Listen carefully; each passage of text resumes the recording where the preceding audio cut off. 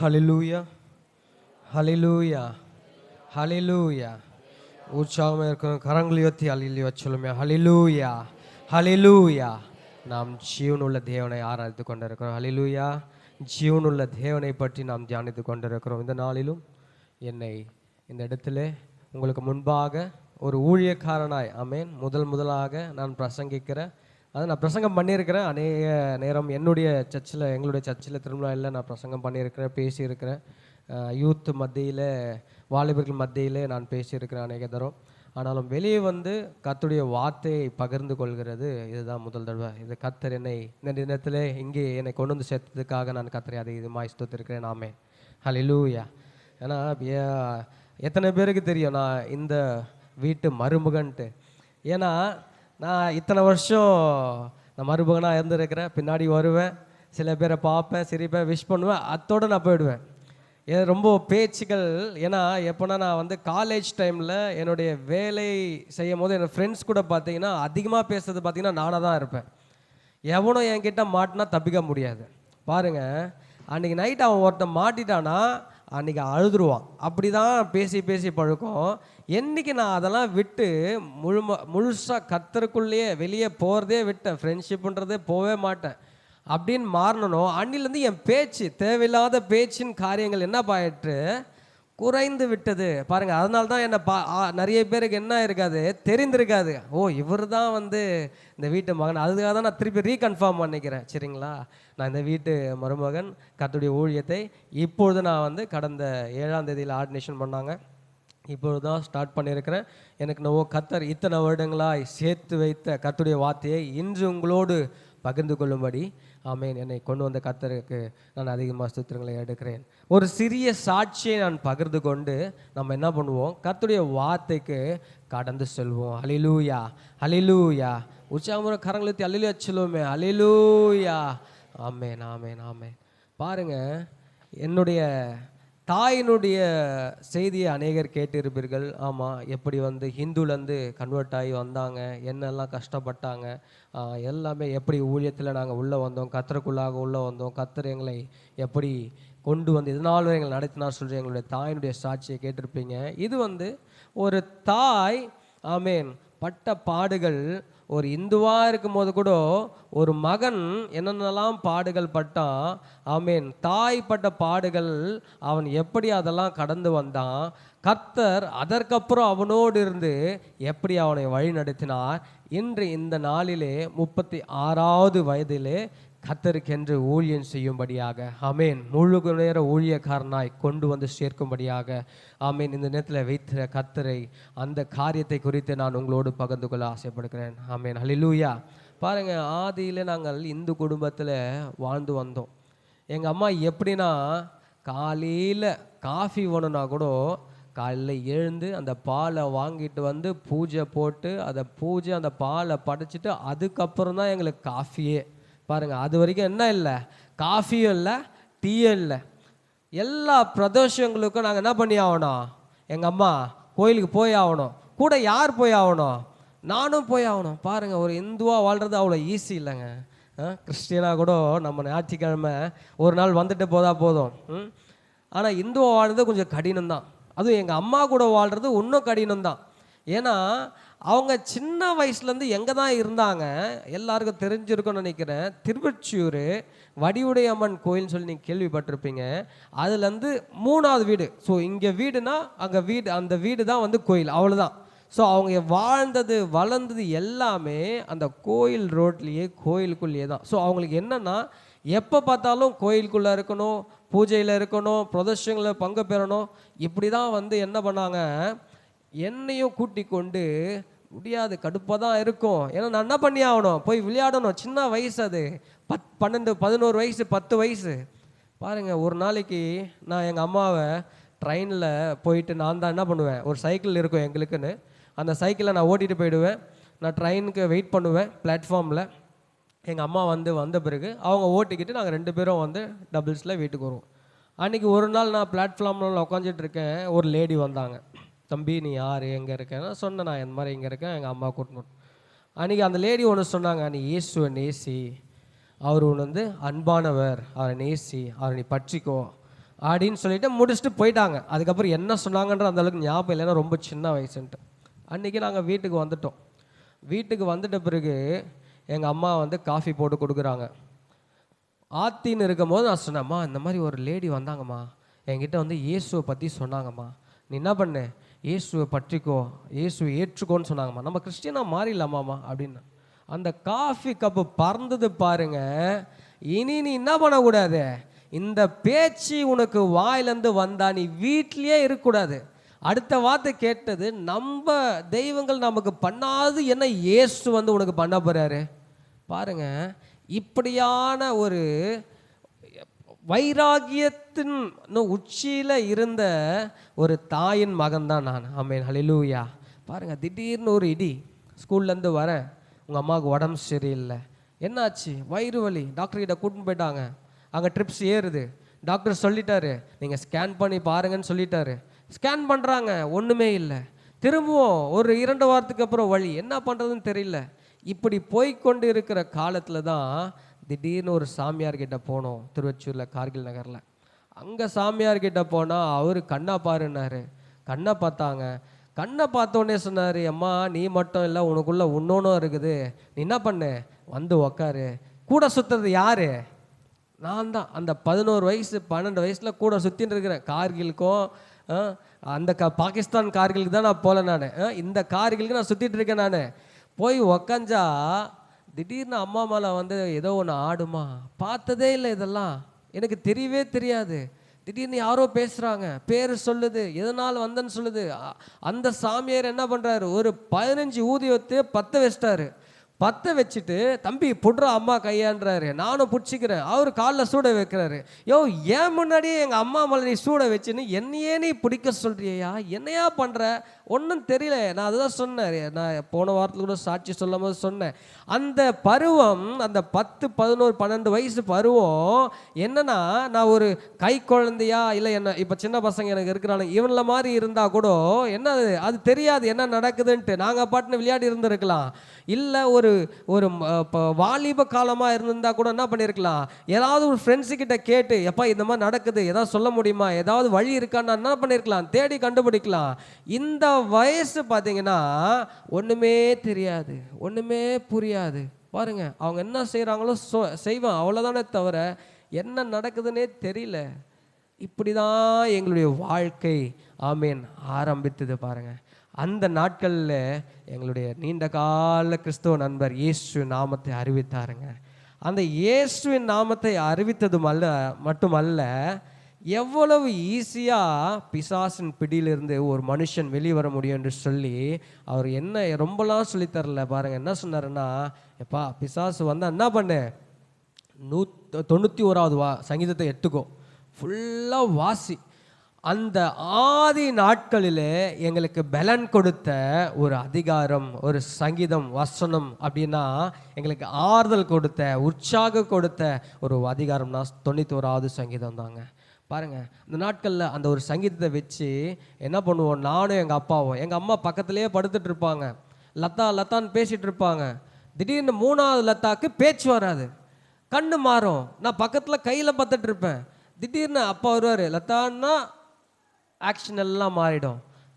ஏந்திரா ஏந்திரா, வாடா வாடா, முட்டி போட வேடா, முட்டி போட வேடா. பாருங்கள், அந்த வயசில் என்ன பண்ணணும், எங்கள் அம்மாவை வச்சு பிடிச்சி முட்டி போட வைக்கணும். முட்டி போட வச்சு நாக்கில் எண்ணெயை தடவி அவங்க காதில் நான் என்ன பண்ணணும், இயேசுவின் ரத்தம் ஜெயம்னு சொல்ல வைக்கணும். நான் சொல்லிகிட்டே இருப்பேன், இயேசுவின் ரத்தம் ஜெயம், இயேசுவின் ரத்தம் ஜெயம், இயேசுவின் ரத்தம் ஜெயம் சொல்லுன்ட்டு. சொல்ல சொல்ல சொல்ல சொல்ல தான் அவர்கள் வார்த்தை மாறி அவர்கள் அதுக்கப்புறம் ஆண்டவரோடு பேசி அப்படி தாங்க நாங்கள் எங்களுடைய காலங்களில் கடந்து வந்தோம். எனக்கு அருமதை வச்சு நம்ம நிறைய பேர் சொன்னாங்க. அதனால் நான் லாஸ்ட்டு இப்போ சாட்சியில் சொன்னேன், ஏன்பா நீ இந்த வயசில் வந்து கர்த்தருக்கு ஒப்பு கொடுக்குற, ஏன்பா நீ இந்த ஏஜில் இன்னும் எத்தனையோ காலங்கள் இருக்கே, உனக்கு பசங்க இருக்கிறாங்களே, ஆமாம் நல்லா சம்பாதிதானே இருக்கிற, என்ன இஷ்யூ உனக்கு, இன்னும் அம்மா அப்பா இருக்கிறாங்களே, அவங்க ஊழியத்தை பார்க்கட்டும், நீ ஏன் இந்த ஏஜில் இந்த வயசில் ஒப்பு கொடுக்குற அப்படின்னு சொல்லும் போது நான் அவர்களுக்கெல்லாம் சொன்ன காரியம் ஒன்று தான், எப்போ நான் இந்த ஏஜில் ஒப்பு கொடுக்கலப்பா, நான் எந்த ஏஜில் ஒப்பு கொடுத்தேன், அந்த 12 வயதில் நான் ஒப்பு கொடுத்தேன். இவ்வளோ நாள் நான் வெயிட் பண்ணிகிட்டு இருக்கேன், இன்னைக்கு வந்து நான் ஒப்பு கொடுக்கல, இன்னைக்கு வந்து தேவன் அழைத்தார்ன்ற நான் வெயிட் பண்ணல. அந்த 12வது வயதில் பாருங்க, அந்த 12வது வயதில் கர்த்தர் எங்களை எப்படி தெரிந்து கொண்டாரோ அந்த நாளில் இருந்து எங்களுடைய சொந்தக்காரங்கள் பார்த்தாங்க, என்னடா இவன் இதில் போய் மாறிட்டானே. எத்தனையோ பேர் வந்து சொன்னாங்க, நீங்கள் போயிடுங்க, நல்லதை பெற்றுக்கொள்ளுங்க, திரும்பி என்ன பண்ணுங்க, வந்து விடுங்கள் என்று சொல்லி சொன்னாங்க. ஆனாலும் நாங்கள் என்ன பண்ணோம், இத்தனை வருடங்களாக நாங்கள் கும்பிட்ட தெய்வம் இது எங்களுக்கு எதுவும் கை கொடுக்கல. இன்றைக்கி சம்பந்தமே இல்லாத ஒரு இயேசு வந்து எங்களுக்கு கை கொடுத்தாருன்னு சொல்லி அந்த நாட்களில் எந்த சொந்தக்காரங்களையும் எந்த ஃப்ரெண்டு நண்பர்களுடைய பேச்சையோ சத்தத்தையும் கேட்காமல் அன்று தினத்தில் இயேசுவை பற்றி கொண்டோங்க. இன்றைக்கி அந்த சொந்தக்காரங்களும் நண்பர்களும் எங்கள் வீட்டு மேலே சர்ச்சில் வந்து ப்ரேயர் பண்ணுறாங்க. அல்லேலூயா சொல்லுமே, அல்லேலூயா சொல்லுமே. யார் போவேணான்னு சொன்னாங்களோ இன்றைக்கி அவங்க என்ன பண்ணுறாங்க, வந்து ஜெபத்திலே அமர்கிறார்கள். ஏன்னா அவர்கள் நினைத்தது வேறு, ஆனால் அவர்கள் பார்த்து கொண்டிருக்கிறது வேறு. எங்களுடைய வீடு பார்த்திங்கன்னா முதலாவது ஒரு 3 ரூமு தான் இருக்கும். அந்த நாட்களில் தான் கீழே மட்டும்தான் இருக்கும், குட்டை தான், பின்னாடிலாம் குட்டை தான் இருக்கும். அந்த நாட்களில் அந்த வீட்டை விட்டு நாங்கள் வெளியே வரணும்னு தான் நாங்கள் முடிவு பண்ணோம். அந்த வீட்டை விற்றுட்டு என்ன பண்ணிடலாம், ஏன்னா திரும்ப திரும்ப பிசாசின் போராட்டம் இருக்குன்ட்டு. இன்றைய தினத்தில் அந்த வீட்டின் மேலே ஒரு ஆலயத்தை கட்டி அங்கே ஜனங்களுக்கு தேவன் அற்புதங்களை செய்து கொண்டிருக்கிறார். ஹல்லேலூயா, ஹல்லேலூயா, ஹல்லேலூயா. நீங்கள் சொல்லுங்கள், இதுக்கு மேலே ஒருத்தர் வெயிட் பண்ண முடியுமா? இதுக்கு மேலே ஆண்டவருக்கு ஊழியம் செய்ய வெயிட் பண்ண முடியுமா? நான் கேட்கிறதுக்கும் மேலாக என்ன பண்ணுறாரு, கர்த்தர் எனக்கு செய்திருக்கிறார், செய்து கொண்டிருக்கிறார். மனுஷனால் முடியாது, சொந்தக்காரர்களால் முடியாது, நண்பர்களால் முடியாது, தேவனால் செய்ய முடியும். அல்லேலூயா, என் தேவனால் செய்ய முடியும். எனக்கு அருமத உச்சனமே. ஏன் அவ்வளோ வைராகியத்தோடு நான் வருகிறேன்னா, அந்த சிறு வயதிலே என் உள்ளத்தின் ஆழங்களிலே இருந்த அந்த நான் பார்த்த காரியங்கள், நாங்கள் எப்படி கர்த்தருக்குள்ளாக வந்தோம் என்ற காரியங்கள் எல்லாம் பார்த்ததுனால்தான் என்ன ஆனாலும் சரியா நான் என்ன பண்ணி ஆகணும், கர்த்தருக்கு ஊழியம் செஞ்சே ஆகணும். அவருடைய வார்த்தையை நான் அநேக ஜனங்களுக்கு கொண்டு போயே ஆகணும். ஆமேன். அவருடைய ராஜ்யத்துக்கு அநேக ஜனங்களை என்ன பண்ணி ஆகணும், கொண்டு சேர்த்தே ஆகணும் தாங்க. நான் என்ன பண்ணேன், எல்லா வேலையும் விட்டுட்டு நான் இங்கே உங்கள் மத்தியிலே இங்கே ஊழியக்காரனாய் கர்த்தருடைய வார்த்தையை பகிர்ந்து கொண்டு இருக்கிறேன். அல்லேலூயா. ஒரு பாடல், ஒரு வரியை பாடி தொடர்ந்து செய்திக்குள்ளாக போவோம். சின்னஞ்சிறு வயதில் என்னை குறித்து விட்டார், தூரம் போயினும் என்னை கண்டு கொண்டார். ஆமென். அல்லேலூயா. சின்னஞ்சிறு வயதில் என்னை குறித்து விட்டார், தூரம் போயினும் கண்டு கொண்டார்.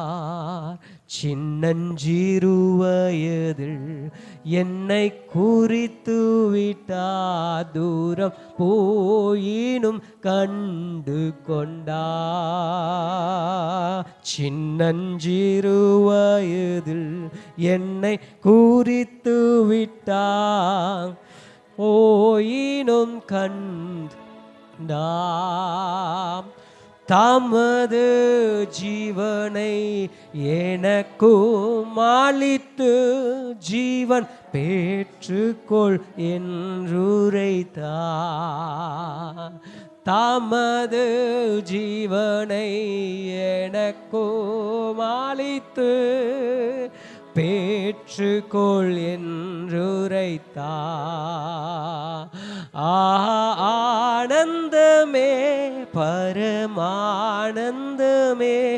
இது மாபெரும் பாக்கியமே. ஆனந்தமே, பரமானந்தமே, இது மாபெரும் பாக்கியமே. இந்த பார்தலத்தில் சொந்த காரரவர் உள்ளத்தில் சொந்தமானா. இந்த பார்தலத்தின் சொந்த உள்ளத்தில் சொந்தமானா. ஹல்லேலூயா, ஹல்லேலூயா. ஆமென். இப்படியாய் கர்த்தர் எங்களை அற்புத விதமாய் கொண்டு வந்து இந்த நாளிலே உங்களுக்கு முன்பாக எங்களை குடும்பமாய் என்ன பண்ணியிருக்கிறார், ஊழியர்களுக்காக உங்களுக்கு ஊழியம் செய்யும்படியாக கர்த்தருடைய வார்த்தையை பகிர்ந்து கொள்ளும்படியாக எங்களை வைத்திருக்கிற கர்த்தருக்கு நான் நன்றிகளை எடுக்கிறேன். கண்களை மூடி கர்த்தருடைய வார்த்தைக்காக சொல்லுகிறோம். தேவ ஆவியானவர் நம்மளோடு இடைப்படணும். ஆமென். எல்லாரும் கண்களை மூடி கொஞ்சம் நேரம் ஸ்தோத்திரம் பண்ணுவோம். தகப்பனே உமக்கு நன்றி நன்றி நன்றி இயேசுவே. அப்பா ஆவியானவரே, இந்த நாளிலே எங்களோடு நீர் இடைப்படணும், எங்களோடு நீர் பேச வேண்டுமாய் தகப்பனே. இதோ எங்களை தெரிந்து கொண்ட எங்கள் தேவனாகிய கர்த்தராகிய இயேசு கிறிஸ்து உம்முடைய எண்ணங்களையும் ஏக்கங்களையும் எங்களோடு பகிர்ந்து கொள்ள வேண்டுமாய் தகப்பனே. மனுஷன் யோசிக்கிற விதமாய் அல்ல, மனுஷன் எண்ணங்களினால் அல்ல, தேவ ஆவியானவர் எங்கள் மத்தியிலே இடைப்பட வேண்டுமாய் நாங்கள் ஜெபிக்கிறோம். உம்முடைய வார்த்தை அது ஆதியிலே தேவனோடு இருந்த வார்த்தை, அந்த வார்த்தையிலே ஜீவன் உண்டு ஆண்டவரே. அந்த ஜீவனுள்ள வார்த்தை எங்களுக்கு வர பண்ணும், எங்களுக்கு வர பண்ணும். ஆமென். நம்முடைய கருத்தில் ஒப்பு கொடுக்கிறோம். இயேசு கிறிஸ்து நாமத்தில் ஜெபிக்கிறோம் ஜீவனுள்ள நல்ல பிதாவே. ஆமென். ஹல்லேலூயா ஹல்லேலூயா ஹல்லேலூயா ஹல்லேலூயா சொன்னீங்கன்னா உற்சாகமாய் கரங்கள் உயர்த்தி ஹல்லேலூயா ஹல்லேலூயா. ஆமென் ஆமென். இது உங்களோடு நான் பகிர்ந்து கொள்ளும்படி எத்தனையோ வார்த்தைகளை நான் தேடி பார்த்தேன். சரி, எப்படிப்பட்ட வார்த்தை உங்களோடு பகிர்ந்து கொள்ளலாம் அப்படின்னு சொல்லிட்டு. ஆனாலும் என்னுடைய ரூமில் நான் உட்காந்துட்டு இருக்கும்போது திடீர்னு ஒரு பேப்பரை நான் பார்த்தேன். இந்த பேப்பரில் பார்க்கும்போது அதில் கிறிஸ்துவின் அஸ்திபாரங்கள்னு சொல்லி ஒரு செய்திகளை அதில் பிரிண்ட் பண்ணியிருந்தது. அதில் முதலாவது அஸ்திபாரம், கிறிஸ்துவின் அஸ்திபாரம் செய்தி அப்படின்னு பார்த்தீங்கன்னா, மத்தேயு எழுதின புஸ்தகம் 4வது அதிகாரம் 17வது வசனம். அது முதல் இயேசு, மனம் திரும்புங்கள், பரலோக ராஜ்யம் சமீபித்திருக்கிறது என்று பிரசங்கிக்க தொடங்கினார். ஹல்லேலூயா ஹல்லேலூயா.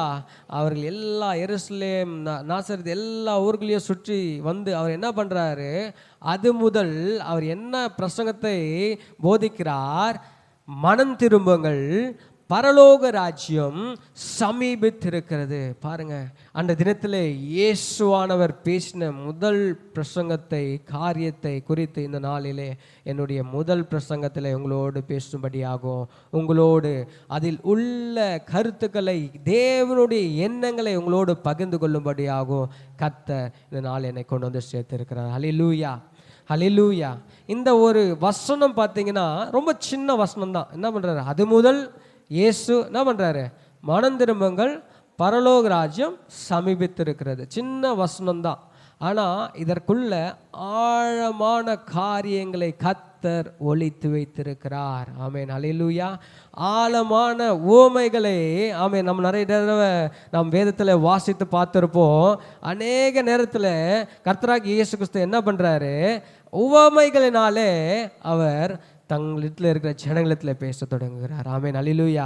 ஆனால் அதில் இருக்கிற விளக்கம் யாருக்கு கொடுக்கிறாரு, அவருடைய சீஷரிடத்தில் கொடுக்கிறார். இந்த நாளிலும் இந்த வசனத்தை கொஞ்ச நேரம் நாம் தியானிக்க போகிறோம்.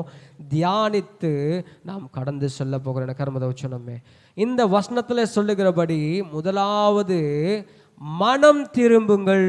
எத்தனை பேர் சொல்றீங்க, நான் மனம் திரும்பிட்டேங்க? ஹல்லேலூயா ஆமென். ஏன்னா கரமே வரலைங்களேங்க. மனம் திரும்பின மனுஷன் நான், ஆமே, மனம் திரும்பின மனுஷன் நான் என்று சொல்லுகிறீர்கள். இதே போல தான் அதே மத்தேயு புஸ்தகத்தில் 3ஆம் அதிகாரத்தில் நீங்கள் 3வது வசனத்தை நீங்கள் வாசிங்கன்னா, 2வது வசனம், மனம் திருங்கள், பரலோக ராஜ்யம் சமீபித்திருக்கிறது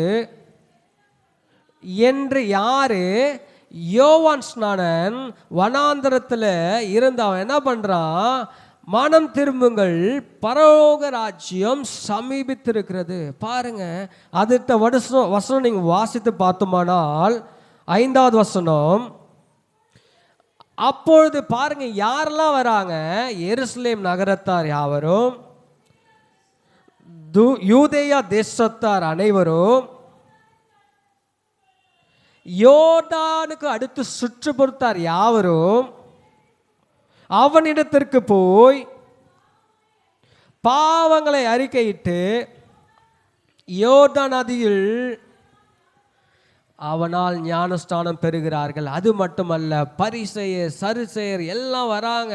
அவன் கேட்குறான், எப்பா வரும் கோபத்துக்கு வகை காட்டினவர்கள் யாரு, உங்களுக்கு சொல்லி கொடுத்தா யாரு? ஏன்னா அந்த நாட்களில் மனம் திரும்பங்கள்ன்றது இஸ்ரவேல் ஜனங்களுக்கு ரொம்ப பெரிய கடினமான காரியமே இல்லைங்க. ஏன்னா அன்றைக்கி பார்த்தீங்கன்னா இஸ்ரவேல் ஜனங்கள் மனம் திரும்பி தான், அவர்களை பொறுத்த வரைக்கும் மனம் திரும்பினா என்ன தெரியுமா பார்த்தீங்களா, அவங்க என்ன பண்ணுவாங்க, மற்ற தெய்வங்களை அவர்கள் சேவிப்பார்கள், ஆண்டவருக்கு கோபம் உண்டாகும், அவர் என்ன பண்ணுவார், மற்ற ராஜாக்களில் ஒப்பு கொடுப்பார். அவர் என்ன பண்ணுவாங்க, திருப்பியும் போய் அழுவாங்க, கெஞ்சுவாங்க, இதை மனம் திரும்புவாங்க. திரும்பி என்ன பண்ணுவார், கர்த்தர் இரக்கம் காட்டுவார். திருப்பி அவங்க என்ன பண்ணுவாங்க, எருசலேமுக்கு வருவாங்க. இப்படி தான் அவர்களுக்கு மனம் திரும்புதல் என்றால் அவர்களுக்கு தெரிந்த காரியம். பாருங்கள், எக்ஸோடஸ் யாத்ராகம புஸ்தகம் நீங்கள் எடுத்து பார்த்தீங்கன்னா அதில் போடப்பட்ட நெகேமியா புஸ்தகம், நெகேமியா 9:28, நெகேமியா 9:28.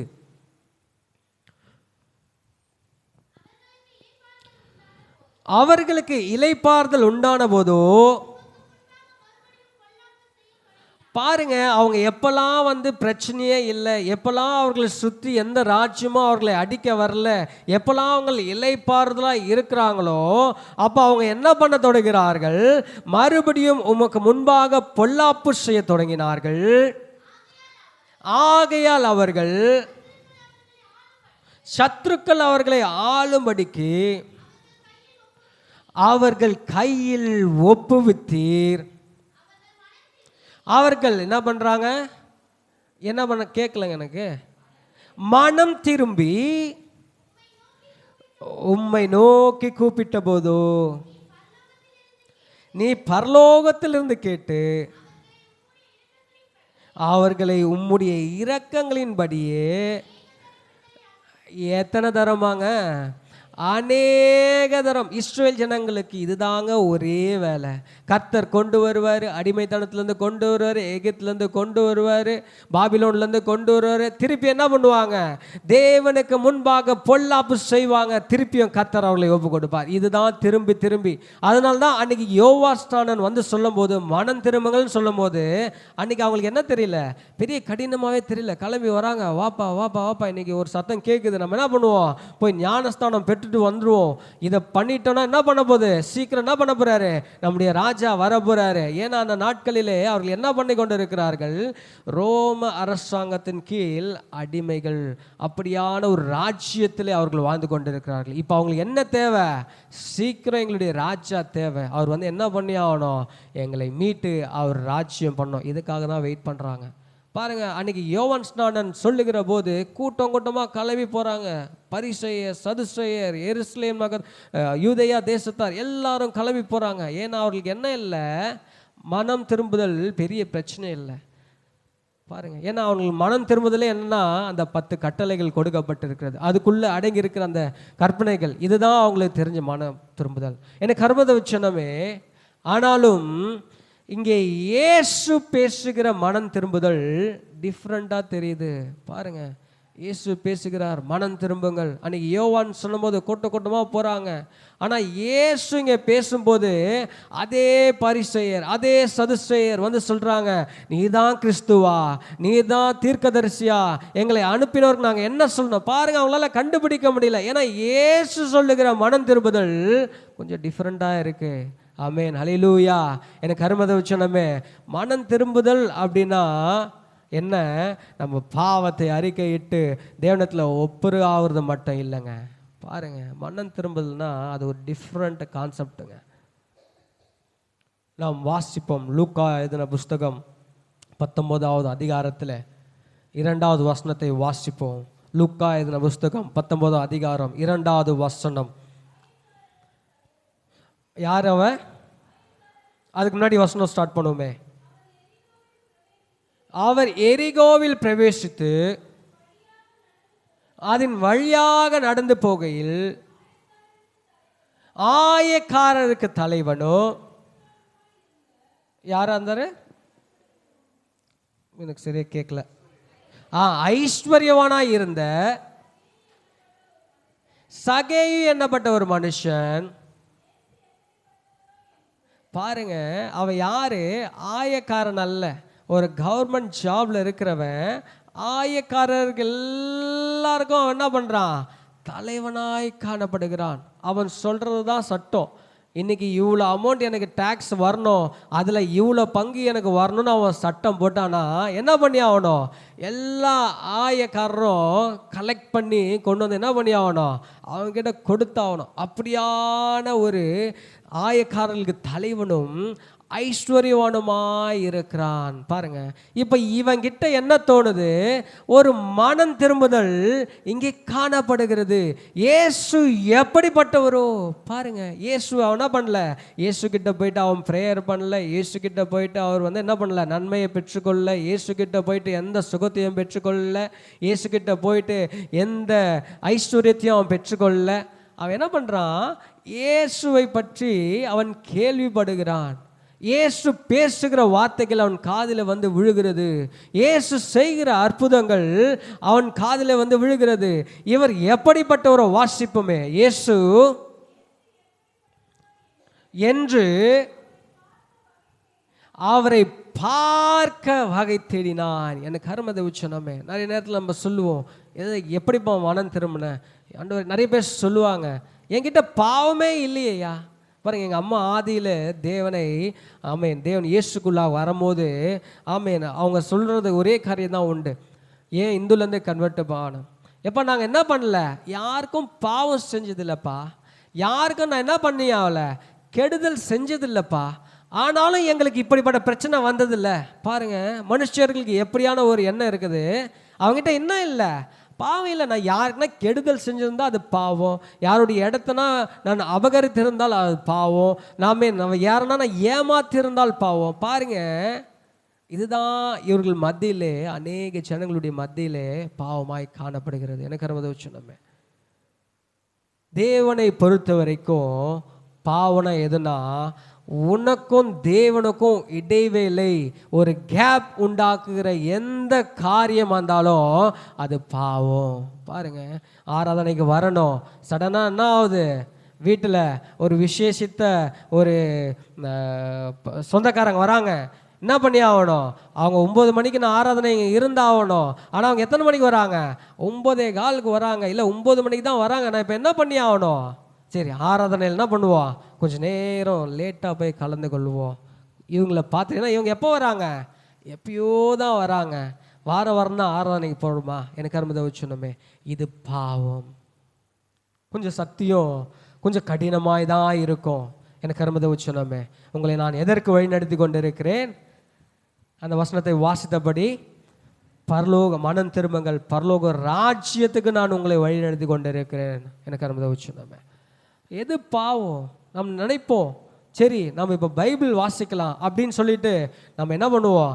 பைபிளை எடுப்போம். திடீர்னு ஒரு ஃபோன் கால் வரும்.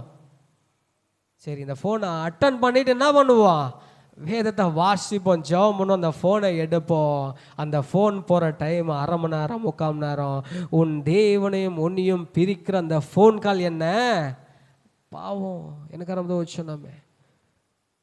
பாருங்க, இந்த மனம் திரும்புதல் தேவன் எப்படியா எதிர்பார்க்கிறார்? நீ இயேசுவிடத்தில் சேர வேண்டும். இயேசு எப்படிப்பட்டவரோ இன்னும் நான் ஆழமாய் தெரிந்து கொள்ள வேண்டும். எனக்கு சொன்னமே, கிறிஸ்துவ ஜீவியத்தில் நான் இயேசுவை நன்றாய் தெரிந்து கொண்டேன்னு சொல்லி யாரும் இருக்கவே முடியாங்க. நாளுக்கு நாள் நீ வேதத்தை வாசிக்க வேதத்தை புரட்ட கர்த்தரோடு நீ ஜெபத்தில் இருக்க நீ இயேசுவை பற்றி இன்னும் அதிகமாய் நாம் தெரிந்து கொள்ள முடியும். அல்லேலூயா, அல்லேலூயா, அல்லேலூயா. இப்படிப்பட்ட அந்த சகேயு போல ஒரு மனம் திரும்புதல் கர்த்தர் உன்னிடத்திலும் என்னிடத்திலும் எதிர்பார்க்கிறார். அல்லேலூயா, அல்லேலூயா. நீ கஷ்டப்படு, நீ மரத்து மேலே ஏறு, எங்கேயாச்சும் வா. ஆனாலும் என்ன பண்ணி ஆகணும்? மற்ற பாவங்கள் உன்னை தடுக்கும். மற்ற உலகத்தின் காரியங்கள் உன்னை என்ன பண்ணும்? என்கிட்ட இருந்த கொஞ்ச நேரம் தானேங்க. என்ன பண்ணுறதில்ல, நாம் கிறிஸ்துவை விட்டு போகலைல்ல, நம்ம இயேசு விட்டு தூரமாக போகல. எப்படியும் நம்ம பைபிள் வாசிக்க போகிறோம் தானே. என்ன அந்த நடுவில் கொஞ்ச நேரம் தான் நம்ம என்ன பண்ண போகிறோம்? இந்த காரியத்தை செய்து முடிக்க போகிறோம் நம்ம சொல்லுவோம். எனக்கு அருமதை சொன்னோமே, அதுதான் பிசாசு உனக்கும் தேவனுக்கும் நடுவாக வருகிற நேரமாய் காணப்படுகிறது. நீ தேவனுக்கு முதலாவது என்ன பண்ணி ஆகணும்? அவருக்கு கொடுக்க வேண்டிய காரியத்தை, அவருக்கு செய்ய வேண்டிய காரியத்தை கொடுத்த அப்படின்னா உங்களால் என்ன பண்ண முடியாது? எப்படிப்பட்ட காரியமாக இருந்தாலும் சரி, உனக்கும் தேவனுக்கும் நடுவாக யாரும் வர முடியாது. ஹல்லேலூயா, ஹல்லேலூயா. உச்சாமே சொல்லுவோம் ஹல்லேலூயா. ஆமென், ஆமென், ஆமென். இப்படிப்பட்ட மனம் திரும்புதலை கர்த்தர் உங்களிடமிருந்து எங்களிடமிருந்து எதிர்பார்க்கிறார். ஹல்லேலூயா. சரி, மனம் திரும்புதல் உண்டாயிருத்து. இப்போ நெக்ஸ்ட் என்ன சொல்றாரு? வாசிப்போம். மத்தேயு அதே 4:17 தான். சிம்பிளுங்க, சின்ன வசனங்க. அதுக்கும் நம்ம புரட்டணுமா? மனம் திரும்புங்கள், பரலோக ராஜ்யம் சமீபித்திருக்கிறது. பாருங்க, நம்ம எத்தனை பேர் சொல்கிறோம் பரலோக ராஜ்யம் சமீபித்திருக்கிறதா? என்ன சொல்லுவாங்க? பரலோக ராஜ்யம் சீக்கிரம் வரப்போகுது. நானும் இத்தனை நாளாக இப்படி தாங்க நினச்சிட்டு இருந்தேன். சீக்கிரம் என்ன பண்ண போகுது? பரலோக ராஜ்யம் வரப்போகுது. நம்ம என்ன ஆகணும்? அதற்கு மனம் திரும்பணும். மனம் திரும்பினாதான் நம்ம என்ன பண்ண போகிறோம்? இனி வரப்போகிற பரலோக ராஜ்யத்துக்கு நம்ம என்ன பண்ணுவோம்? அதிலே சேர்த்து கொள்ளப்படுவோம். எனக்கு கரமத உச்சனமே. ஆனால் வேதத்தில் வாசித்து பார்த்தீங்கன்னா, நான் இங்கிலீஷ் பைபிளை எடுத்து பார்த்தேன். ஆக்சுவலாக அந்த இங்கிலீஷ் பைபிளை நீங்கள் எடுத்து பார்த்தீங்கன்னா அதில் கொடுக்கப்பட்டு இருக்கிறது, repent for the kingdom of heaven is at hand. பரலோக ராஜ்யம் என்னவா? நம்முடைய கரங்களில் கொடுக்கப்பட்டிருக்கிறது. யாருடைய கரங்களில்? இயேசு கிறிஸ்துனுடைய கரங்களிலே கொடுக்கப்பட்டிருக்கிறது. இனி வரப்போகிறது இல்லை. புரியுதுங்களா? இனி வரப்போகிறது இல்லை. என்னைக்கு நீ இயேசுவை ஏற்றுக்கொண்டாயோ அந்த தினத்தில் அந்த பரலோக ராஜ்யம் உன்னிடத்தில் கொடுக்கப்பட்டிருக்கிறது. நீ பெற்று கொண்டிருக்கிற. பாருங்க எவ்வளோ அருமையாக அதில் சொல்லப்படுகிறது. மேபி நம்ம கண்களால் பார்க்காதபடி இருக்கலாம். நிறைய பேர் சொல்லுவாங்க, அப்பா பரலோகத்துக்கு போய் என்ன பண்ணுவோப்பா? சின்ன வயசில் என்ன கேட்டிருக்காங்க, நகைலாம் போடாமல் என்னடா, நகைலாம் போடலாம்டா அப்படின்னு சொல்லும் போது நிறைய பேர் சொல்லுவாங்க, நகை என்னடா, அங்கே போனால் என்னவா இருக்க போகுது? ஒரே தங்கமாக தான் இருக்க போகுது. நான் இங்கே போட்டு என்ன பண்ண போகிறேன்? அங்கே போய் தங்கத்தில் தான் நடக்க போகிறேன். பாருங்க, இப்படி தான் நம்மளுக்கு சொல்லி பழக்கம். ஏன்னா இனி என்ன பண்ண போகுது? பரலோக ராஜ்யம் வரப்போகுது. எனக்கு அருமதவிச்சோருமே, இயேசுவை ஏற்றுக்கொண்ட மனம் திரும்பின நாள் முதல் பரலோக ராஜ்யம் உங்களிலே கொடுக்கப்பட்டிருக்கிறது. ஹல்லேலூயா, ஹல்லேலூயா, ஆமென். அந்த பரலோக ராஜ்யத்தை பெற்றுக்கொண்ட நாம் என்ன பண்ணி ஆகணும்? அந்த பரலோக ராஜ்யத்தில் எப்படி நீ வாழ போகிறாயோ. ஏன்னா ஒரு மிலிட்ரிக்கு ஒருத்தரை செலக்ட் பண்ணுறாங்க அப்படின்னா என்ன பண்ணுவாங்க? ஒரு 6 month ட்ரைனிங். ஆமீன், 6 month ட்ரைனிங். எனக்கு அருமை தேவை சொன்னமே, உங்களுக்கு இப்பொழுது பரலோகத்தில் எப்படியாய் நீ அந்த ராஜ்யத்தை வாழ போகிறாய் என்று சொல்லி இந்த நாளிலே உனக்கு என்ன பண்ணப்பட்டு கொண்டு இருக்கிறது? ஒரு தேர்ச்சி கொடுக்கப்பட்டு கொண்டு இருக்கிறது. நீங்கள் என்ன பண்ணி ஆகணும்? நீங்கள் ப்ரிப்பேர் ஆகணும். எஸ்தரின் புஸ்தகம்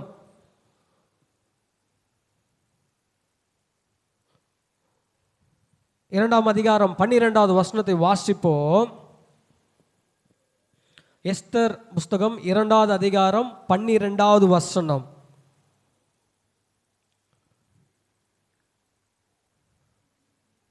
யாராவது வாசி. ஒவ்வொரு பெண்ணும் 6 மாதம் எதனால? வெள்ளை போல தைலத்தினாலும் 6 மாதம் சுகந்த வர்க்கங்களினாலோ ஸ்ரீகளுக்குரிய மற்ற சுற்றிபகர்களினாலும் நிறைவேறி முறைமையின்படி 12 மாதமாக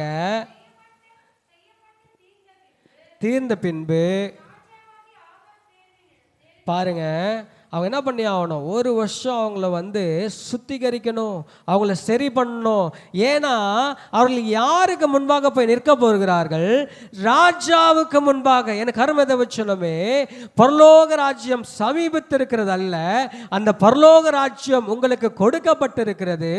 இனி வரப்போகிற இயேசுவோடு நீ இருக்க போகிற அந்த ராஜ்யத்திற்கு நீ என்ன பண்ண போடணும்? இந்த நேரம் நீ உன்னை ப்ரிப்பேர், உன்னை தயார்படுத்திக் கொள்ள வேண்டும். எனக்கு ரொம்ப உச்சனமே கிறிஸ்துவ ஜீவியத்தில் ஸ்டெப் பை ஸ்டெப் என்ன பண்ணி ஆகணும், நீங்கள் மேலே ஏறி ஆகணும், பரலோக ராஜ்யத்துக்கு ப்ரிப்பேர் பண்ணி ஆகணும். இதே புஸ்தகத்தில் தானியலின் புஸ்தகம் 1ஆம் அதிகாரத்தில் 3வது வசனத்துலேருந்து வாசித்து பார்த்தீங்கன்னா, அங்கேயும் என்ன பண்ணுறாங்க, ராஜாவினிடத்தில் இந்த ஷாத்ராக் மேஷாக் ஆபேத்நேகோ மற்றும் தானியேலை கொண்டு போக பார்க்கிறார்கள். அதற்கு முன்னாடி அங்கே ஒரு ப்ரிப்பரேஷன் நடக்குது. வாசித்து பார்ப்போமானால், அப்போது இஸ்ரவேலின் புத்திரருக்குள்ளே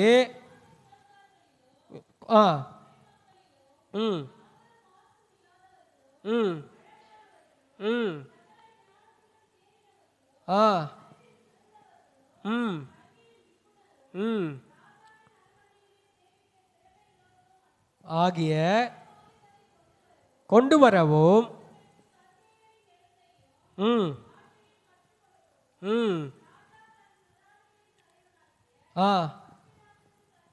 கற்பித்தான். இப்போ என்ன பண்ணுறாங்க, அவர்களை தேடி கண்டுபிடிச்சி இவங்க என்ன பண்ணி ஆகணும், ராஜாவுக்கு முன்பாக நிற்க போகிறாங்க.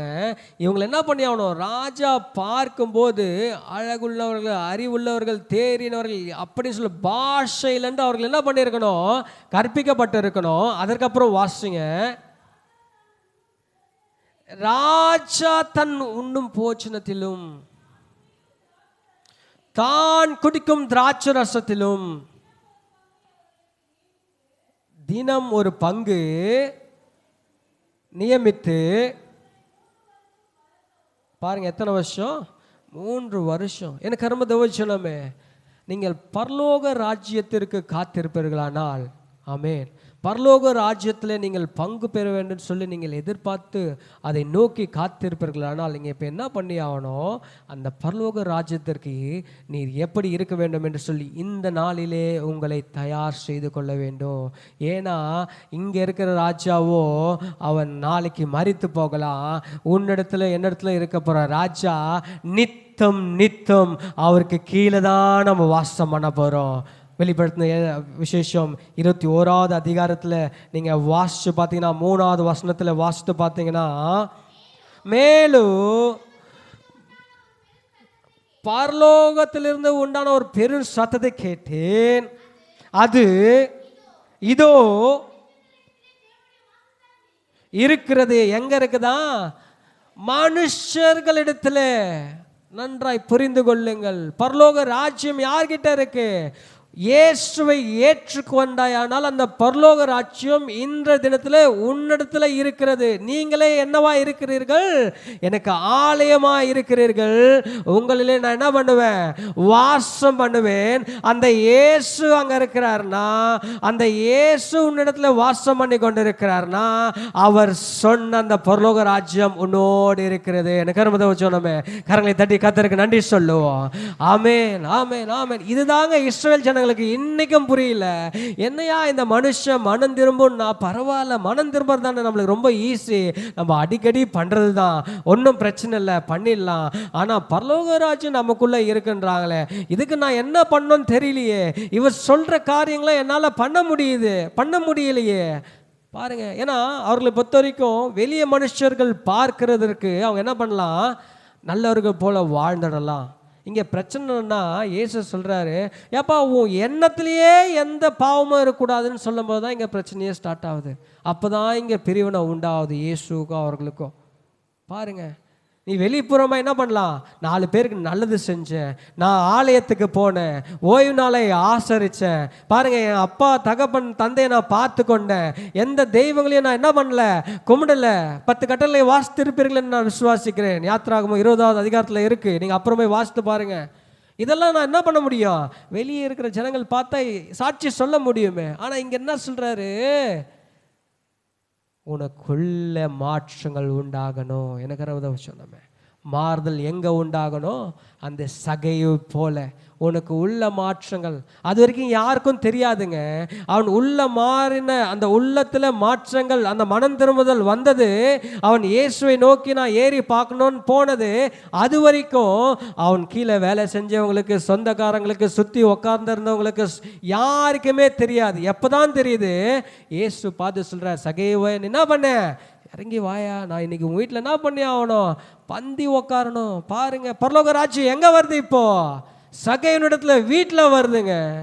அந்த சகையினிடத்துல வீட்டில் பரலோக ராஜ்யம் வந்தாங்க, என்ன பண்ணி ஆகணும், மாற்றங்கள் உண்டாகணும். பரலோக ராஜ்யம் அங்கே வாசம் பண்ணி கொண்டிருது. கர்த்தர் அங்கே பந்தியிலே அமர்ந்து சாப்பிட போகிறார். அது வாசிப்போம் தொடர்ந்து வெளிப்படுத்தின விசேஷம்.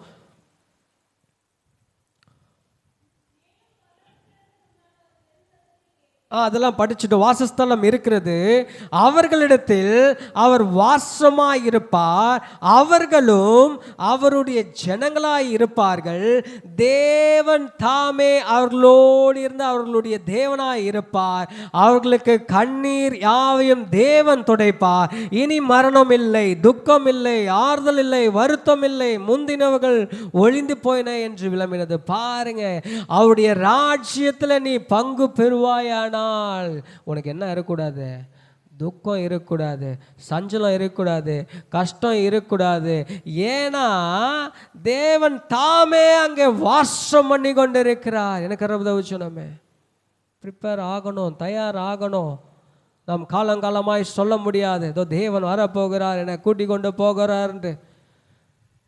யாரு அந்த உன்னிடத்துல ராஜ்யம் இருக்கு, தேவ ராஜ்யம் வாசம் பண்ணி கொண்டு இருக்கு, யார் சொல்லுவார்னா, யார் சொல்லுவா, தேவ ஆவியானவர் சொல்லுவாருங்க. நம்ம அதற்கு தான் வரப்போகிறோம். ஏன்னா இந்த வசனத்தில் பார்த்தீங்கன்னா ஒரு முடிவில்லாதபடி எனக்கு தோன்றினது. பாருங்க, மனம் திரும்புங்கள், பரலோக ராஜ்யம் சமீபித்திருக்கிறது. ஏதோ ஒரு முடிவில்லாதபடி காணப்படுகிறது. இந்த மனம் திரும்பலுக்கும் பரலோக ராஜ்யத்துக்கும் நடுவில் ஒன்றாக இருக்குதுங்க. என்ன பண்ணி ஆகணும், அதே மத்திய எழுதின புஸ்தகம் 3வது அதிகாரத்தில் 8வது வசனத்தை நாம் வாசித்து பார்ப்போமானால், மனம் திரும்புதலுக்கு ஏற்ற கனிகளை நீங்க என்ன பண்ணி ஆகணும், கொடுத்தாகணும். பாருங்க, கர்த்தர் எதிர்பார்க்கிறார். நீ மனம் திரும்பிட்ட, அதனால உனக்கு பரலோக ராஜ்யம் வந்துடுச்சானா, தம்பி வெயிட் பண்ணு. ஏன்னா பரலோக ராஜ்யம் என்ன பண்ணி ஆகணும், அங்கே ஸ்டே பண்ணி ஆகணும், இருந்தாகணும். என்னைக்கு வேணாலும் அந்த பரலோக ராஜ்யம் விட்டு வெளியே வரலாம், உன்னிடத்துல கனிகள் காணப்படவில்லை என்றால். எனக்கு உதவி சொன்னமே, கனிகள் காணப்படணும். தேவ ஆவியானவர், நீ பாவத்தை அறிக்கையிட்டு ஞானஸ்நானம் பெற்றாய் என்றால் தேவ ஆவியானவர் அங்கே வரணும். தேவ ஆவியானவருடைய கிரியைகளினாலே நீ அநேக காரியங்களுக்கு உட்படுத்தப்பட்டணும். தேவ ஆவியானவர் நடத்தணும். அதன் மூலம் என்ன வரணும், உன்னிடத்துல கனிகள் காணப்படணும். எனக்கு சொன்னோமே, எப்படிப்பட்ட கனி நாம் வாசித்து பார்த்தோம்னா, கலாத்தியர் எழுதின புஸ்தகத்தில் நம்ம வாசித்திருப்போம். ஆவியின் கனி, வாசிங்க.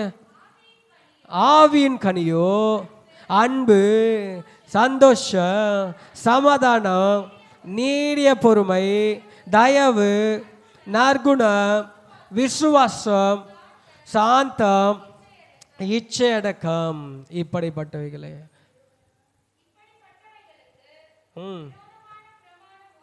ஒன்றுமில்லை.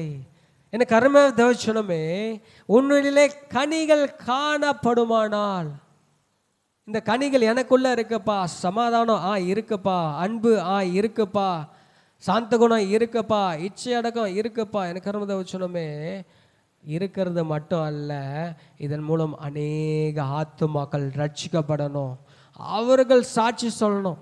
பாருங்க, நான் ஒரு இடத்துல ஒரு ஊழியக்காரர், அவர் சாட்சியாய் பகிர்ந்து கொண்டதை நான் கேட்டிருக்கிறேன். அவர் என்ன பண்ணுவார், அவர் சின்ன வயசில் அவர் ரட்சிக்கப்படாத ஒரு குடும்பத்தில் இருந்து வந்தவர். அவர் என்ன பண்ணுறாரு, அவருடைய ஃப்ரெண்டு என்ன பண்ணுறாங்க, அவர்களும் ஒரு கிறிஸ்தவ குடும்பம். ஸோ இவருக்கு ஒரு இயேசுவின் மேலே என்ன பண்ணுறது, ஒரு ஈர்ப்பு உண்டாகுது. ஓகே, இயேசு இப்படி சொல்கிறாங்களே, நம்ம போய் பார்ப்போமேன்னு சொல்லிட்டு சர்ச்சுக்கு போகிறாங்க.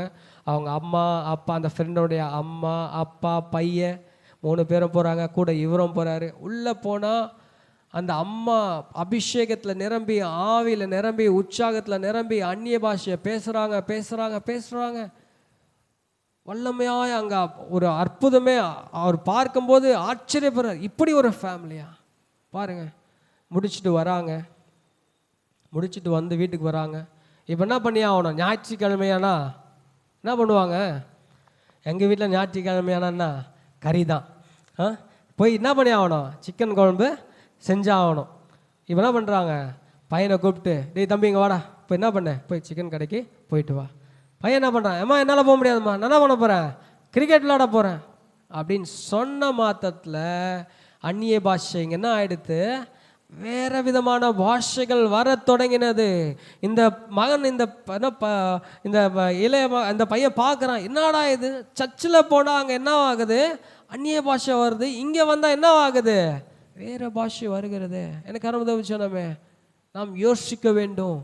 யாருக்கும் நம்ம என்ன பண்ண முடியாது, நம்மளை என்ன பண்ண முடியாது, கிறிஸ்துவத்தின் போர்வையை போற்றி கொண்டு நான் கிறிஸ்தவன் என்று சொல்ல முடியாது. நீ உன்னிடத்தில் தேவ ராஜ்யம் இருக்குமானால், தேவன் அங்கே வாசம் பண்ணி கொண்டு இருப்பாரானால் என்ன பண்ணும், அந்த தேவ ராஜ்யம் வெளிப்படுங்க. தேவ ராஜ்யத்தின் மூலம் வரும் கனிகள் என்ன பண்ணும், அங்கே வெளிப்படும். அதன் மூலமாக தான் என்ன பண்ணி ஆக முடியும், நம்ம அநேக ஆத்துமாக்களை ரட்சிக்க முடியும். எனக்கு அறுபது வச்சு நம்மளால் ரட்சிக்க முடியும்.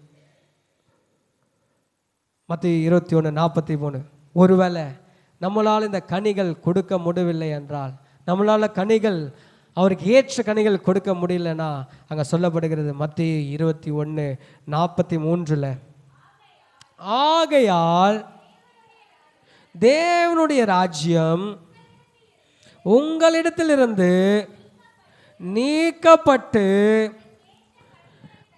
அதற்கேற்ற கனிகளை தருகிற ஜனங்களுக்கு கொடுக்கப்படும். பாருங்க, இங்கே யாருக்கும் என்ன பண்ண முடியாது, பர்சனல் பயாஸ் சொல்லுவாங்க. இவன் என்ன பண்ணுறான், பல வருடங்களா, அதாவது 25 வருடங்களா 30 வருடங்களா என்ன பண்ணுறாங்க, இவங்க சர்ச்சுக்கு வராங்க, கிறிஸ்துவ ஜீவியத்தை வாழ்ந்து கொண்டு இருக்கிறாங்க, ஆராதனைக்கு மிஸ் பண்ணாமல் வந்துடுவாங்க, டைமுக்கு கரெக்டாக வந்துடுவாங்க, எல்லாமே நம்ம சொல்லலாம். எனக்கு அறுபதை சொன்னாமே, அந்த கனிகள் என்ன பண்ணி ஆகணும், தேவ ராஜ்யத்திற்கு ஏற்றார் போல் அந்த கனிகள் கொடுக்கப்பட்டாகணும். நீங்கள் கொடுக்கப்பட்டாகணும். அந்த தேவ ராஜ்யம் உங்களிலே வெளிப்பட்டாகணும்.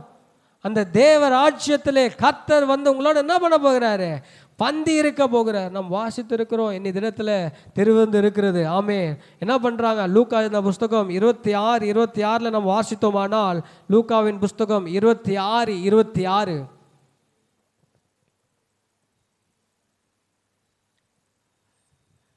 லூக்கா இந்த புஸ்தகம் 26, மத்தேயு எழுதின புஸ்தகம் வாசிங்க 26:26.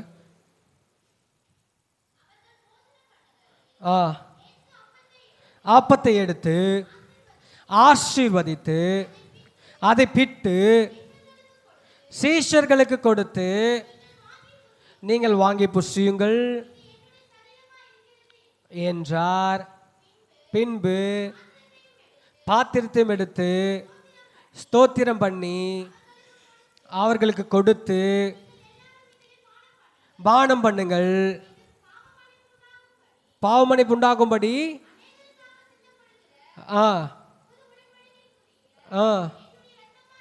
இருக்கிறது ரசத்தை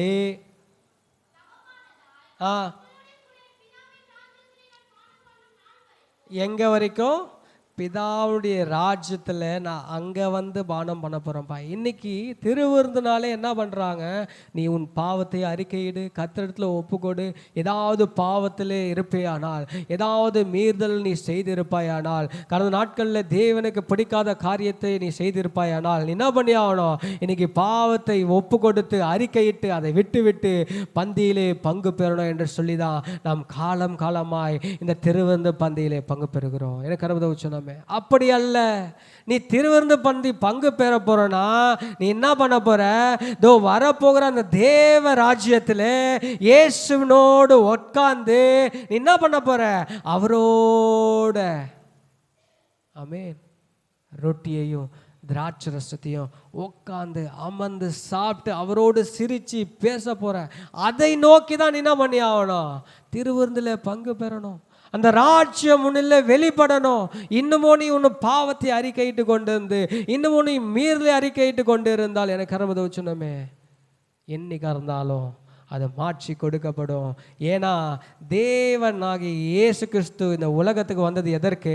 நம்ம எல்லாரும் சொல்லுவோம், பாவிகளை மீட்டு அவர்கள் பாவத்தை எல்லாம் போக்கி சிலுவையில் அறைய என்ன பண்ணாரு? இயேசு கிறிஸ்து வந்தாருன்னு. ஆனால் அது அல்லங்க. அவர் வந்த முக்கியமான காரியம் இந்த ஜனங்களை மனம் திரும்ப வைத்து அவர்கள் என்ன பண்ணி ஆகணும்? அவர்களை பரலோக ராஜ்யத்திலே அவர்களோடு நான் அமர்ந்து அந்த ராஜ்யத்தில் அந்த பந்தியில் பங்கு பெற வேணும். நான் அவர்களுக்கு தேவனாக இருப்பேன், அவர்களோடு வாசம் பண்ணுவேன். அவர்களுக்கு கண்ணீர் இல்லை, கவலை இல்லை, கஷ்டம் இல்லை, எந்த குறித்தும் எதை குறித்தும் அவர்கள் என்ன பண்ண போறதில்ல, யோசிக்க போறதில்ல. ஏன்னா யார் இருக்க போற அவர்களோடு? நான் இருக்க போறேன். அந்த பந்தியில் உட்கார்ந்து சாப்பிட போறோம், சிரிக்க போறோம், பேச போறோம். அநேக இந்த உலகத்திற்கு அப்பாற்பட்ட காரியங்களை அவர்கள் என்ன பண்ண போறேன்? சொல்லிக் கொடுக்க போறேன். ஏன்னா இன்னைக்கு நாளில் இந்த உலகத்தில் இருக்கிற காரியமே ஒன்று என்ன பண்ண முடியல, கண்டுபிடிக்க முடியல. பாருங்க, இப்படியான ஒரு ராஜ்யத்திற்கு தான் நாம் என்ன பண்ணி கொண்டு இருக்கிறோம், எதிர்நோக்கி போய் கொண்டு இருக்கிறோம். எனக்கு கருதவுஜனமே, இந்த மத்தேயு 4:17 கர்த்தர் முதலாவது பேசின வசனம் மனம் திரும்புகள், பரலோக ராஜ்யம் சமீபத்தில் இருக்கிறது என்று நாம் வாசித்திருக்கலாம். ஆனாலும் அதில் முக்கியமானதொன்று, அந்த பரலோக ராஜ்யம் நம்மிடத்தில் கொடுக்கப்பட்டு இருக்கிறது. அல்லேலூயா. அந்த பரலோக ராஜ்யத்திற்கு என்ன பண்ணி ஆகணும்? நீ ரெடியாக ஆகணும். அதுக்கு தான் அவர் அநேக இடத்துல மத்தேயுல வாசித்து பார்த்தீங்கன்னா ஒரு 12-13 இடத்துல பரலோக ராஜ்யம் கடுகு விதைக்கு ஒப்பா இருக்கிறது, பரலோக ராஜ்யம் மீன் வலைக்கு ஒப்பா இருக்கிறது, பரலோக ராஜ்யம் ஒரு ராஜாவுக்கு ஒப்பா இருக்குன்னு சொல்லி ஒரு 12-13 இடத்துல அவர் பரலோக ராஜ்யத்தை பத்தி தான் பிரசங்கம் பண்ணி இருப்பாரு. அதை குறித்து தான் ஊமையாவே பேசியிருப்பாரு. எனக்கு சொன்னமே 10 கன்னிகையை குறித்து நாம் பார்க்கிறோம். புத்தியுள்ள கன்னிகை, புத்தி இல்லாத கன்னிகை. ப்ரிப்பேர் பண்ணல. என்ன பண்றாங்க? கடைசி நாட்கள்ல அவர்களை மனம் திரும்பி ஏற்றுக்கொண்டவங்க தான், மணவாளன் வருவார்னு எதிர்நோக்கி அமர்ந்திருந்தவர்கள் தான். என்ன பண்ண முடியல? அந்த தேவனுடைய ராஜ்யத்தை பற்றி கொள்ளுகிற அவளுக்கு அவர்கள் என்ன பண்ணலை? தயாராகலை. எனக்கு கருமதவு சொன்னோமே, அதற்கு தயாராகும். ஆவியானவரை நாம் பெற்றிருக்கிறோம். அவர் சொல்லுகிறபடி அவர் நடத்துதல் வழி நாம் நடப்போம். மனம் திரும்பினாலும் சரி, நம்ம என்ன பண்ணி ஆகணும்? அதற்கு ஏற்ற கனிகளை கொடுக்கணும். மனம் திரும்பி கனிகளை கொடுத்தால் மட்டும் போதாது, நம்ம என்ன பண்ணி ஆகணும்? அவருடைய ராஜ்யத்தில் எப்படி வாழ போகிறோமோ அந்த ராஜ்யத்தின் வாழ்க்கை இந்த நாளிலே நம்முடைய உள்ளத்திலே அது வாழ்ந்து காட்டி நாம் தயாராகி கொள்ள வேண்டும். பாருங்க, அப்படி நாம் தயாராகுமானால் அது சீக்கிரத்தில் வரப்போகிற அந்த ராஜா, ஆமென், ஹல்லேலூயா, அது சீக்கிரத்திலே வரப்போகிற அந்த ராஜா நம்மோடு அவர் என்ன பண்ண போறாரு? அந்த ராஜ்யத்தில் பங்கு கொண்டு அவர் நம்மோடு பந்தி இருக்க போகிறார். ஹல்லேலூயா, ஹல்லேலூயா. இந்த ஒரு வரியை பாடி, அவர் வரும் நாளிலே என்னை கரம் அசைத்து அன்பாய் கூப்பிட்டு சேர்த்து கொள்வார். அவர் வரும் நாளிலே கரம் அசைத்து அன்பாய் கூப்பிட்டு சேர்த்து கொள்வார். அவர் சமூகமதில் அங்கே அவருடனே ஆடி பாடியே ஒரே ஆட்டம் பாட்டம் தான், மகிழ்ச்சி தான். அவர் சமூகமதில் அங்கே அவருடனே ஆடி பாடியே மகிழ்ந்திடுவே. ஆனந்தமே பரமானந்தமே, இது மாபெரு பாக்கியமே. எல்லாம் எழுந்து நின்று கொஞ்ச நேரம் ஆமே கண்களை மூடி எழுந்து நின்று, மானந்தமே இது மாபெரு பாக்கியமே, இந்த பாதளத்தே சொந்த காரரவர் உள்ளத்தில் சொந்தமானா, இந்த பாதளத்தே சொந்த இந்த உள்ளத்தை சொந்தமானா. எனக்கு கர்மத்தை சொன்னோமே, இது அந்த நாளிலே சகேயு தேடினான், இயேசுவை தேடி நோக்கி பார்த்தான். பாருங்க, மனம் திரும்புதல் உண்டாயிற்று, மனம் திரும்புதல் உண்டாயிற்று. ஆனாலும் கர்த்தர் பாருங்க அந்த பரலோக ராஜ்யத்தை சகேயுனுடைய வீட்டிலே கொண்டு போய் சேர்க்கிறார். சகேனிடத்தில் வீட்டிலே கொண்டு போய் சேர்த்து அங்கே அமர்ந்து பந்தி இருந்து பாற்றுங்க. அவர் அங்கே மாற்றங்களை பார்க்கிறார். அந்த சகேனிடத்தில் மாறுகிற அந்த காரியங்களை பார்க்கிறார். அவருக்கு சந்தோஷம் உண்டாகிறது. எனக்கு அருமத உச்சனமே, அநேகர் கிறிஸ்துவ ஜீவத்தில் வாழ்கிற அநேகர் இயேசுவை ஏற்றுக்கொள்ள முடியும். இஸ்ரேலை போல தான் இயேசுவை ஏற்றுக்கொள்ளலாம். பிரச்சனை என்னன்னா அங்கே மாற்றம் உண்டாகுமானா அதுதான் கொஸ்டின் மார்க்குங்க. இயேசுவானவர் ஏற்றுக்கொண்டால் மட்டும் போதாது. அவர் என்ன பண்ணுறாரு, வீட்டில் வந்து இந்த பரலோக ராஜ்யத்தில் எப்படி பங்கு பெற போகிறோமோ அதுபோல் உன்னுடைய வீட்டில் உன்னுடைய இருதயத்தில் அவர் பந்தி இருக்க போகிறார். அவர் பந்தி இருந்து அங்கே நடக்கும் மாற்றங்களை அவர் பார்த்து ரசித்து, இதோ எனக்காக ஜீவிக்கிற இந்த ஆத்துமா, இதோ நான் ஒரு மாறுதலை இன்று நான் கண்டிருக்கிறேன். இதன் மூலம் அநேக ஜனங்கள் ரட்சிக்கப்பட போகிறார்கள். இந்த ஆத்மா மட்டுமல்ல, அநேக ஆத்மா இவன் மூலமா, இவள் மூலமா, என் மகன் மூலமா, என் மகள் மூலமா இதோ என்னோடு கூட பந்தியிலே பங்கு பெற போகிறார்கள் என்று சொல்லி இயேசுவானவர் பாருங்க சந்தோஷப்படுகிற காரியம். அல்லேலூயா. எனக்கு அருமத உச்சனமே, இதுதாங்க இயேசுக்கு தேவை. மனம் மாறுதல் மட்டும் போதாது. மனம் மாறி பாவை அறிக்கையிட்ட மட்டும் போதாது. மனம் மாறி பாவை அறிக்கையிட்டு நீ திருவிருந்து பந்தியிலே, ஞானஸ்நான திருவிருந்து பந்தியிலே நீ பங்கு பெற்றா மட்டும் போதாது. தேவன் உன்னிடத்தில் மாறுதலை எதிர்பார்க்கிறார். தேவன் உன்னிடத்தில் ஒரு பரலோக ராஜ்யத்தின் ஜீவியத்தை எதிர்பார்க்கிறார். உன்னை தயார்படுத்த இதை பரலோகத்தில் அவரோடு நீ அமர்ந்து பந்தியிலே பங்கு பெற, எனக்கு அருமத வசனமே, உன்னை தயார்படுத்த அவர் இந்த தினத்தில் உன்னோடு வாசம் பண்ணி கொண்டு இருக்கிறார். அல்லேலூயா, அல்லேலூயா, அல்லேலூயா. அவர் வரும் நாளிலே என்னை கரம் அசைத்து அன்பாய் கூப்பிட்டு சேர்த்து கொள்வார். அவர் சமூகமதில் அங்கே அவருடனே ஆடி பாடி மகிழ்ந்திடுவே. ஆமே, அவர் சமூகமதில் இன்னும் கொஞ்ச நாள் தான், அது சீக்கிரத்திலே வரப்போகிறா. கரங்களை அசைத்து என் மகனே மகளே வாயனோடு என்று சொல்லி கூப்பிட போகிறா. ஆமே, அவரோடு நாம் பந்தி இருந்து எந்த கவலைகளும் இன்றி, எந்த கஷ்டங்களும் இன்றி, எந்த கண்ணீரும் இன்றி அவரோடு வாசம் பண்ண போகிறோம். அவர் நம் தேவனாய் இருக்க போகிறார். அல்லேலூயா. நன்றி நன்றி நன்றி இயேசுவே, உமக்கு நன்றி. இந்த நாளில் இந்த வார்த்தையை கேட்கும்படியாக செய்த கர்த்தருக்கு நாங்கள் நன்றிகளை செலுத்துகிறோம். உமக்கென்று சாட்சியின் ஜீவியத்தை வாழ்வோம்.